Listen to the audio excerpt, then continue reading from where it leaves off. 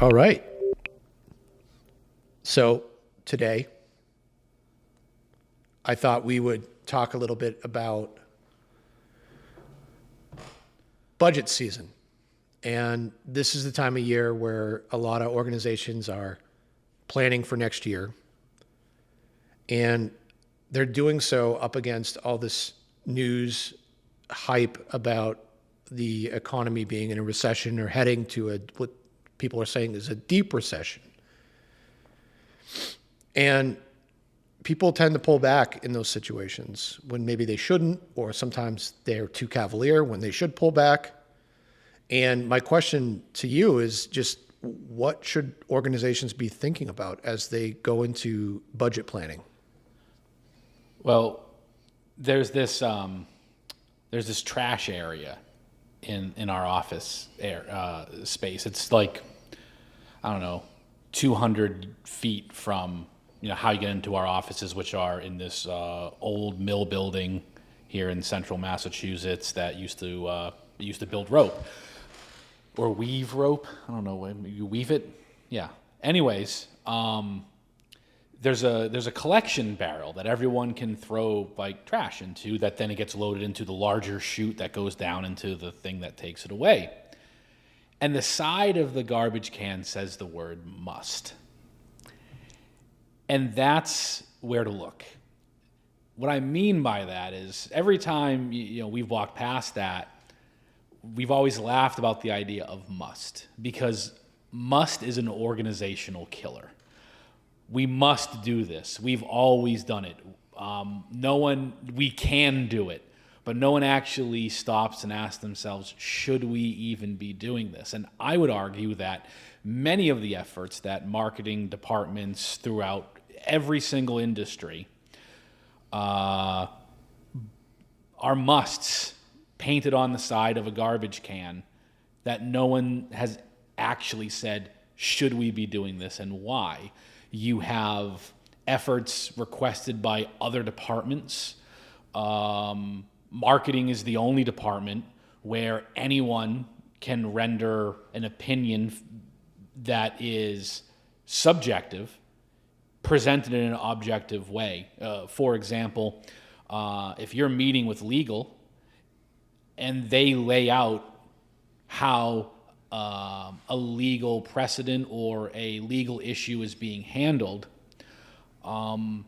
someone with zero legal experience isn't going to speak up and go, oh no, my interpretation of the law is different than that. Yet, in marketing, because fairly we are in a very subjective business, but I think to a very unrealistic degree, other departments and other areas of the business are able to force must onto marketing.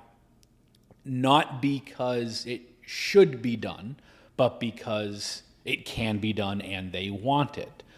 And I think that's before you go and start saying, well, what do we just cut?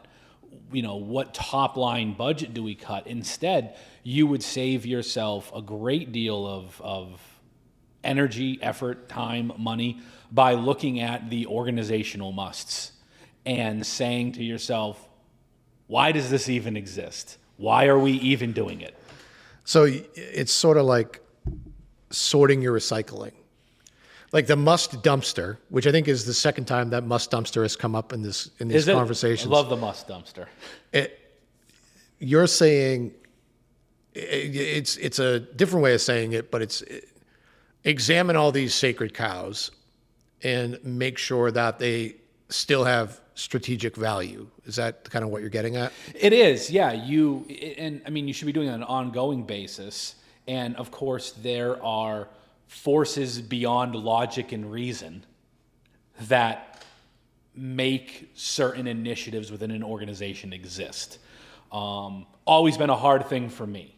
I think in one of our past episodes, I talked about that whole idea of the sponsorship program that I was very much against, et cetera, et cetera. And, logic and reason tend to be my touchstones of like, all right, why is this being done? Let's look at it from an objective point of view. Not that the subjective can't come into play, but instinct and data need to go together. I don't want to run 100% off my gut because that can be wrong. And I also don't want to run 100% off of data because in general, data is backward looking. No data was going to tell someone, oh, you know what, we need automobiles or iPhones or the graphic user interface. Data wasn't going to suggest any of that. You weren't going to find that answer magically. And I'd argue that many of the great things we have came not because the data told us to, but because someone in a room said, I think this is right. And forward they went. So, you can't constantly rely on data, but I think data is there to tell you what you shouldn't be doing anymore. It's where not lives, I think. It's where it allows you to say we shouldn't be targeting here, we shouldn't be executing on this effort. These sponsorships that we're doing are not valuable. These postcards we are sending don't really work. This Facebook ad is not functioning as intended. To me, that's the biggest value of data. Again, it strikes at the must. Yeah, and I think asking questions is the key. So I'm a trustee at a school that my kids have gone to, and I chair the external facing part of the organization. And what that means is development, fundraising, advancement, marketing, all that stuff. And just last week, I started posing questions like that, which were like, somebody said, well, we had a golf tournament last year, so let's do a golf tournament, in June or April or May. And I posed the question, let's just pause for a second. Can someone explain the strategic value of the golf tournament? And the answer was, well, in years past, it's been a fundraiser, but this past year, we just made it about building community. Okay, I'm going to ask you the same question. What is the strategic value of building community? And the answer was strong enough to greenlight that program for that purpose. But the intention I had in asking those questions was simply to say, are we just doing this because we feel we must? Because there's inertia around it, because it's always been done? Or are we placing any strategic value on it? Because anything that you do as a business, big or small, takes up time, it takes up energy, it takes resources. And you really have to consider those points. And it is, even for me, it's hard to hear, I just want to do this because I want to do it. And there are times where, like you said with the GUI or the phone, there's those 0 to 1 moments where someone just has a vision and it grows and it makes sense to pursue. But and we treat it like a paradox here, where, as you mentioned, the can-should piece of it is just because you can do something doesn't always mean that you should. And inversely, just because you should do something, it doesn't always mean that you can. Well, yeah, it goes back to the idea of forces beyond reason. And that's the should versus, just because you should get rid of these musts doesn't mean you can. In many organizations, there are political forces that, for good or ill, will hinder forward momentum. And department heads are incentivized to listen to those forces. You can you can talk about how you should ignore them all you want on LinkedIn and, paint a rosy picture of, always doing the right thing, but that really doesn't work in reality. You have to take all these forces into account in order to properly affect change. So I realize that this is kind of like asking a barber if I need a haircut, but going into a down economy, I guess we'll call it, do you pull back on marketing or do you push harder? Well, I mean, it's kind of that's a black and white space, right? Which used to be my favorite space to play in, but I'm more of a fan of gray now, and you only have yourself to blame for that one. But I think that it's more of knowing what to stop and what to lean more into. A great example is one of the clients that we work with. They have some overstock on a material, and they really want to get rid of it. The problem is, in order to utilize this material, a customer needs to make the decision that they are willing to purchase something that has far more upkeep. They're going to have to paint far more often than they otherwise would. And even after presenting a considerable savings on deciding to choose an end product with that in mind, we've been almost wholly unable to get consumers to make that choice. I had to tell the owner of the business this week, I said, there are no more reasonable efforts that I believe I can utilize to try and move this stuff for you.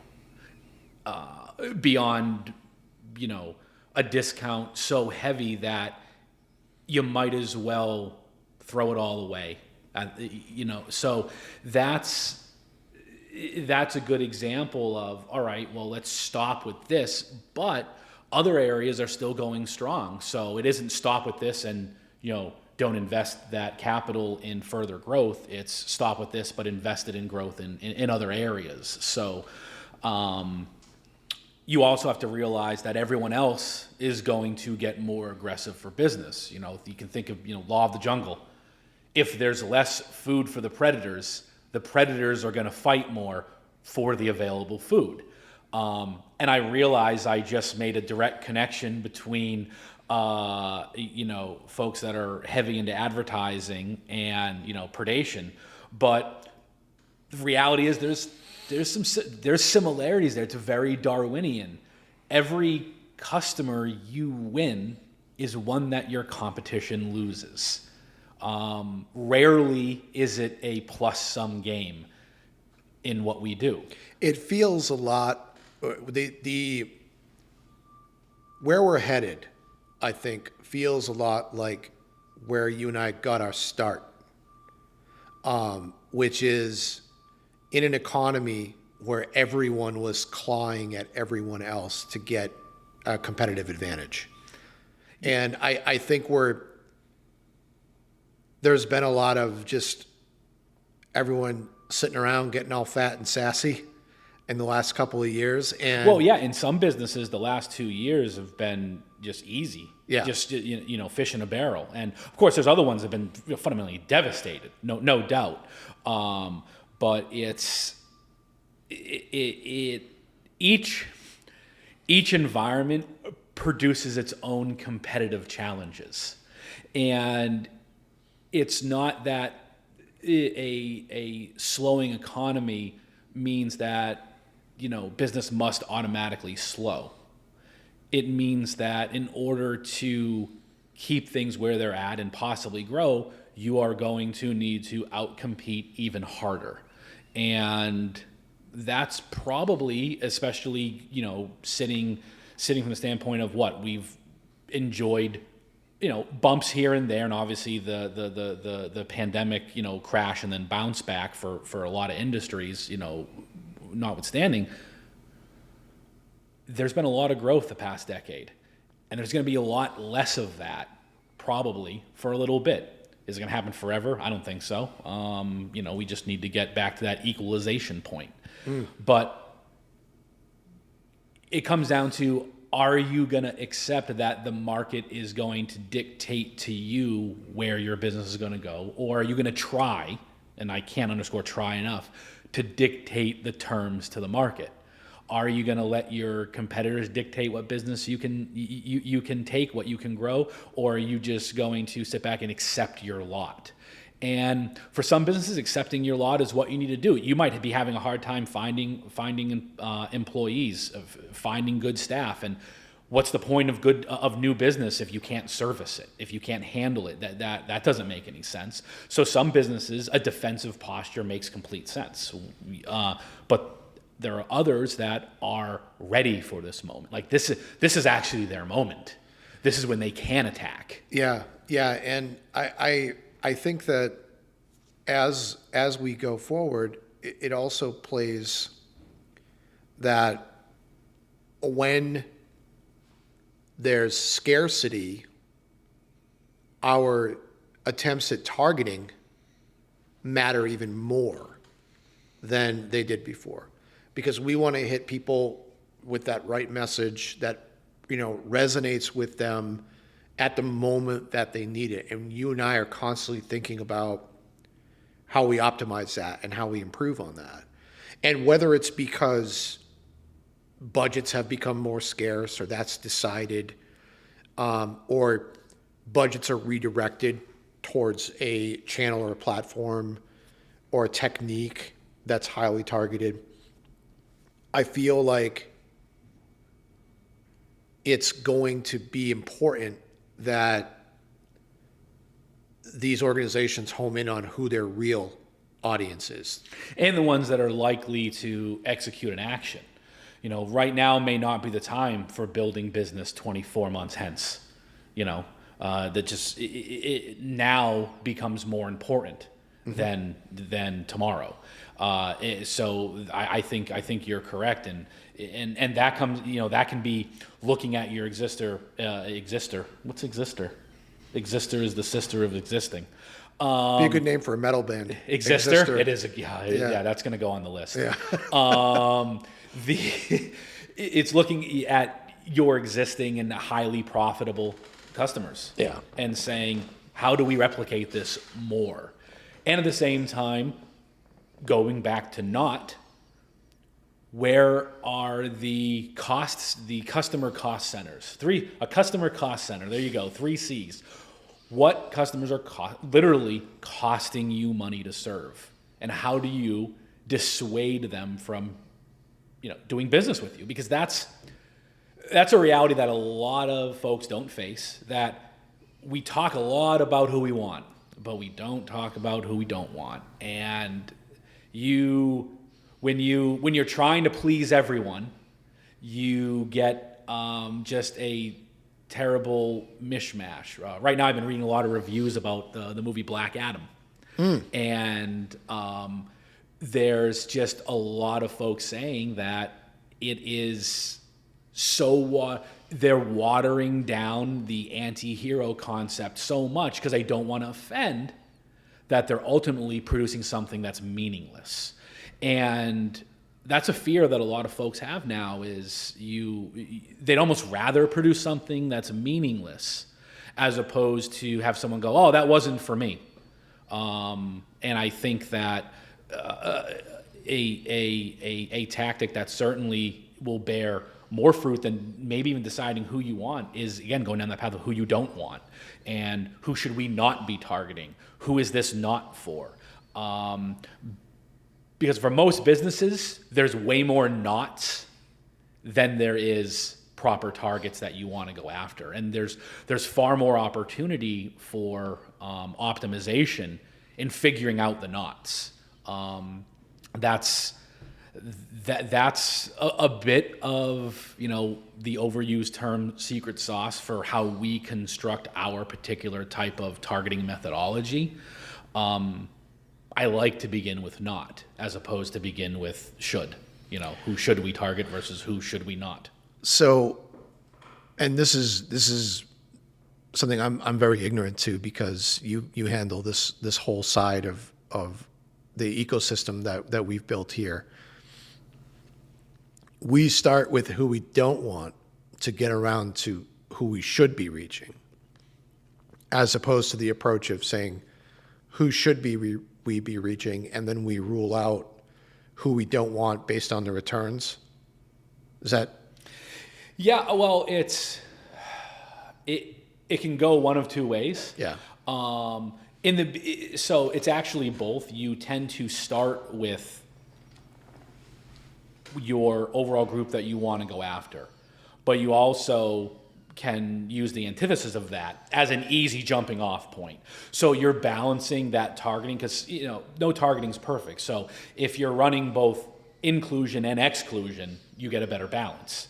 But then within that included target, you start seeing patterns of success.